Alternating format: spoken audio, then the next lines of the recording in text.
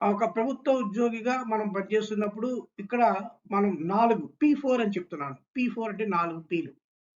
ఒకటి people, 2 protocol office, 3 politics అంటే political వ్యవస్థ, 4వది ప్రెస్.